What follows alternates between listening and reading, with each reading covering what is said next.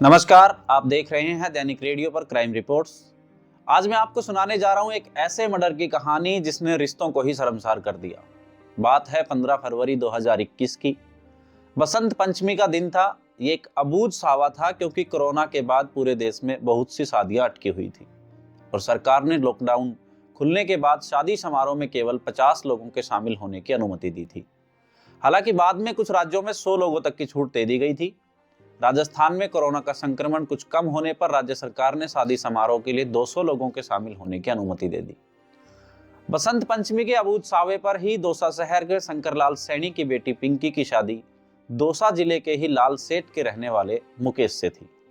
अब दौसा शहर के रामकुंड इलाके में रहने वाले शंकरलाल सैनी ने अपनी हैसियत के मुताबिक बारात की आवभगत की। शादी के माहौल में हर किसी के चेहरे पर हंसी थी सिवाय पिंकी के, क्योंकि पिंकी को न शादी की खुशी थी न अपने दूल्हे को देखने की उत्सुकता। सहेलियों ने उदासी की वजह भी पूछी, लेकिन पिंकी ने कोई जवाब नहीं दिया। खाना खाते समय दूल्हे ने भी पिंकी से बात करने की कोशिश की, लेकिन पिंकी बिल्कुल चुप थी। हालांकि गुमसुम पिंकी को देखकर दूल्हे सहित हर किसी को यह लग रहा था कि माता पिता का घर छोड़ ना पाने की बात की वजह से पिंकी उदास है। वहीं फेरों के दौरान भी पिंकी चुपचाप बैठी थी। पंडित के बताए अनुसार वैवाहिक रस्में निभाती रही और शादी संपन्न होने के बाद 17 फरवरी 2021 को सवेरे बारात विदा हो गई और पिंकी अपने ससुराल चली गई। अब ससुराल पहुंचकर भी पिंकी के चेहरे पर न कोई रौनक थी और न ही हंसी खुशी। पति मुकेश की बातों के जवाब में भी केवल हाँ और ना में सिर हिलाती रही। 2 दिन ससुराल में रुकने के बाद पिंकी पग फेरे के लिए अपने पिता के घर वापस आई। पिता के घर पर मां सहित घर परिवार और मोहल्ले की महिलाओं ने पिंकी से उसके दूल्हे और ससुराल वालों के बारे में पूछा, लेकिन पिंकी ने यहां पर भी किसी के भी सवाल का कोई भी जवाब ढंग से नहीं दिया। वहीं पिंकी के पिता शंकरलाल सैनी और घर के बाकी लोग समझ नहीं पा रहे थे कि पिंकी को क्या परेशानी है। वह शादी से खुश नहीं थी। पग फेरे के बाद पति मुकेश और ससुराल वाले 2-4 लोग उसे लेने आने वाले थे, लेकिन इससे पहले ही 21 मार्च को पिंकी घर से गायब हो गई। परिवार वालों ने आस पड़ोस में पूछताछ की, तब पता चला कि पिंकी अपने प्रेमी रोशन महावर के साथ भाग गई है। दरअसल रोशन एक जिम ट्रेनर था और दौसा शहर के ही झालरा का बास में रहता था। पहले पार्षद का चुनाव लड़ चुका था और रोशन के पिता रामजी लाल महावर पूर्व पार्षद थे। दौसा से भागकर रोशन और पिंकी जयपुर चले गए। जयपुर में उन्होंने हाई कोर्ट में लिव इन रिलेशनशिप रहने के लिए याचिका भी दायर की और न्यायाधीश के समक्ष पिंकी ने अपनी इच्छा से प्रेमी रोशन के साथ रहने की बात कही। हाईकोर्ट ने भी उन्हें अनुमति दे दी।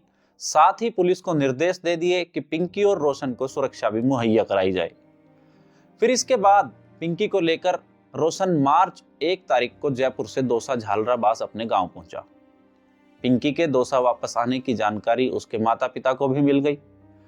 उसी दिन 1 घंटे के बाद पिंकी के परिवार कि कुछ लोग झालरा के पास पहुंचे और रोशन से मारपीट करके पिंकी को जबरन अपने साथ ले गए। इस पर रोशन ने दौसा के महिला थाने में पिंकी के अपहरण की रिपोर्ट भी दर्ज करवाई थी। हालांकि इसके 2 दिन बाद ही 3 मार्च को रात के तकरीबन 2:30 बजे पिंकी के पिता शंकरलाल सैनी दौसा शहर के महिला थाने पहुंचे। बाल बिखरे हुए थे और दाढ़ी बढ़ी हुई थी, बिल्कुल बेसुध दिख रहे थे। महिला थाने के गेट पर संतरी राइफल लिए हुए खड़ा था। थाने में उस समय ज्यादा स्टाफ नहीं था। उस रात एएसआई पुखराज मीणा थाने में ड्यूटी ऑफिसर थे। गेट पर खड़े संतरी ने शंकरलाल से पूछा, क्या काम है, इतनी रात को क्यों आए हो? उन्होंने कांपती सी आवाज में जवाब दिया कि मुझको बड़े साहब से मिलना है। संतरी ने कड़क आवाज से पूछा, क्यों, क्या बात है जो इतनी रात को साहब से मिलने के लिए आए हो? तो उसने कहा कि साहब, मेरी बेटी का कत्ल हो गया है। शंकरलाल ने बड़ी निराशा भरी आवाज में कहा। वही कत्ल की बात सुनकर संतरी चौंक उठा और उसने अपनी राइफल संभाली और शंकरलाल को थाने के अंदर ड्यूटी ऑफिसर पुखराज मीणा के पास ले गया। अब खून की बात सुनकर ड्यूटी ऑफिसर ने शंकरलाल को गौर से देखा, फिर पास रखी कुर्सी पर बैठने का इशारा करते हुए पूछा कि तुम्हारा नाम क्या है और तुम कहाँ रहते हो? शंकरलाल ने जवाब दिया, साहब, मेरा नाम शंकरलाल सैनी है और मैं रामकुंड इलाके में रहता हूँ। शंकरलाल सैनी का नाम सुनकर पुखराज मीणा को कुछ याद आया कि 2-3 दिन पहले ही एक युवती पिंकी का अपहरण हुआ था। वह शंकरलाल की बेटी थी। पिंकी के अपहरण का आरोप रोशन लाल ने शंकरलाल पर ही तो लगाया था और उसके खिलाफ तो मुकदमा भी दर्ज था। पिंकी और शंकर का नाम याद आने पर ड्यूटी ऑफिसर ने पूछा, क्या तुम वही शंकर हो जिसकी बेटी का अपहरण हुआ था? इस पर शंकर लाल ने बिल्कुल निराशा भरे स्वर में कहा, जी साहब, पिंकी मेरी ही बेटी थी, और सुबकने लगा। फिर ड्यूटी ऑफिसर ने पूछा, मर्डर किसने किया है और लाश कहां पर है? शंकर लाल ने रोते हुए जवाब दिया, साहब मैंने ही अपनी बेटी पिंकी को मार डाला, उसकी लाश मेरे ही घर में पड़ी है।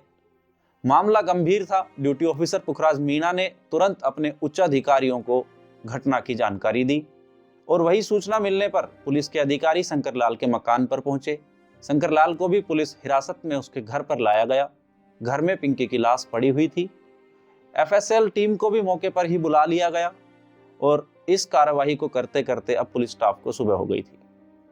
अब पुलिस ने पिंकी की लाश पोस्टमार्टम के लिए दौसा के सरकारी अस्पताल भेज दी। महिला थाने के एएसआई पुखराज मीणा ने कोतवाली थाने में पिंकी की हत्या की रिपोर्ट दर्ज कराई। पोस्टमार्टम होने के बाद घर वालों ने शव का दाह संस्कार कर दिया और पुलिस ने बेटी की हत्या के आरोप में शंकर लाल को गिरफ्तार कर लिया। अब पूछताछ के बाद अपहरण के आरोप में 4 मार्च को ही पिंकी की मां चमेली देवी के अलावा परिवार के 6 अन्य लोगों की भी गिरफ्तारी की गई। आरोपियों से की गई पूछताछ के बाद ऑनर किलिंग का सच सामने आया। दरअसल शादी के 5वें दिन ही बेटी प्रेमी के साथ भाग गई थी। शंकर लाल और उसके परिवार को लगा कि इससे उनकी इज्जत मिट्टी में मिल गई है। दरअसल शंकर लाल सैनी रामकुंड इलाके का रहने वाला था और फल सब्जी का ठेला लगाता था। उसके परिवार में उसकी पत्नी चमेली देवी के अलावा 4 बेटियां थी और सबसे छोटा बेटा 10 साल का था। 19 साल की पिंकी 12वीं तक पढ़ी हुई थी और 2 साल से उसका अफेयर जिम ट्रेनर रोशन के साथ चल रहा था। पिंकी के घर वालों को उसके अफेयर का पता चला। उन्होंने पिंकी को समझाने की कोशिश भी की। उसे बताया कि वह लड़का उनकी जात बिरादरी का नहीं है, तो ये शादी हो नहीं सकती। पिंकी नहीं मानी तो घर वालों ने उस पर बंदिशें लगाना शुरू कर दिया और जल्द ही उसकी शादी कराने का फैसला लिया गया। अब कुछ ही दिनों में लालसेठ के रहने वाले मुकेश से पिंकी का रिश्ता तय हो गया।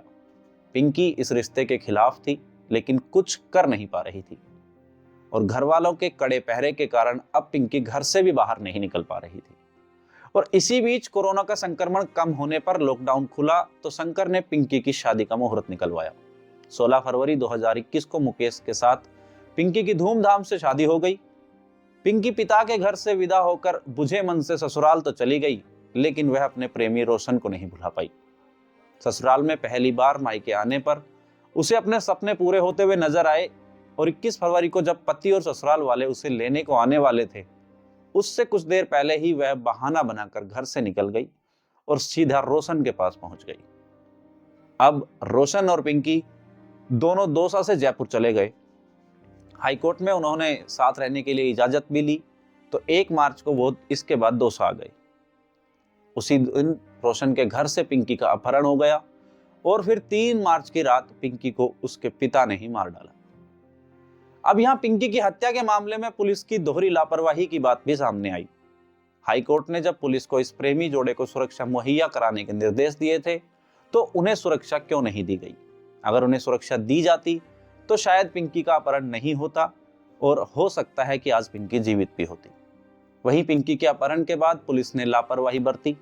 केस दर्ज होने के बाद भी पुलिस ने मामले को गंभीरता से नहीं लिया और 3 दिन तक उसे नहीं ढूंढा। रोशन का कहना था कि जब उसने पुलिस को पिंकी के अपहरण की बात बताई तो पुलिस ने तब उससे यही कहा कि उसे उसके परिवार वाले ही तो ले गए हैं। इसके बाद पुलिस की लापरवाही का मामला उठने पर दौसा के तत्कालीन एसपी अनिल बेनीवाल ने सफाई दी कि हाईकोर्ट के आदेश की सूचना उन्हें नहीं थी।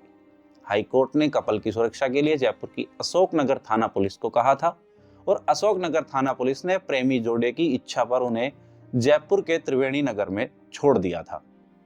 वहीं पिंकी को 3 दिन तक नहीं ढूंढ पाने के सवाल पर भी एसपी का कहना था कि अपहरण की शिकायत पर नाकेबंदी भी की गई और तलाश भी की जा रही थी।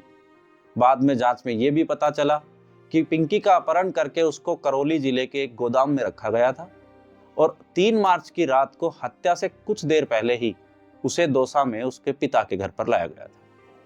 वहीं दूसरी तरफ पुलिस की लापरवाही की बातें सामने आते ही राज्य मानवाधिकार आयोग ने 5 मार्च 2021 को इस मामले में प्रसंज्ञान लिया। आयोग के सदस्य न्यायाधिपति महेश चंद्र शर्मा ने डीजीपी, आईजीपी जयपुर रेंज और दौसा एसपी को निष्पक्ष जांच करने और प्रगति रिपोर्ट संबंधित दंड नायक के समक्ष प्रस्तुत करने के आदेश दिए। दौसा कलेक्टर को भी उचित कदम उठाने के आदेश दिए गए। उन्होंने 30 मार्च को सभी अधिकारियों को तथ्यात्मक रिपोर्ट आयोग में पेश करने को कहा। वहीं आयोग ने अपने आदेश में यह भी लिखा कि पिंकी की हत्या की खबरें पढ़कर उनका हृदय द्रवित हो गया है। एक पिता बेटी को पाल पोस कर बड़ा करता है, उसे दुनिया की हर खुशी देना चाहता है, फिर वे कैसे उसका गला घोटकर निर्मम हत्या कर सकता है। यह एक अत्यंत हृदय विदारक घटना है जो मानवता को शर्मसार कर देने वाली है। ऐसी घटनाओं पर रोकने के लिए जरूरी से जरूरी कदम उठाए जाने चाहिए।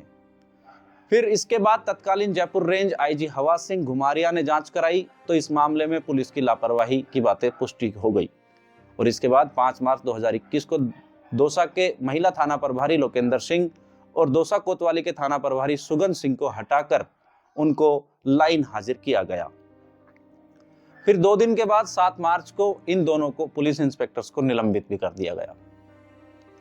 तो ये थी पिंकी के मर्डर की कहानी, जिसमें बेटी को अपने पसंद के जीवन साथी के साथ जीने से ज्यादा सही उसको मारना लगा और खुद एक बाप ने अपनी ही बेटी का गला घोटकर हत्या कर दी। तो ये थी आज की कहानी।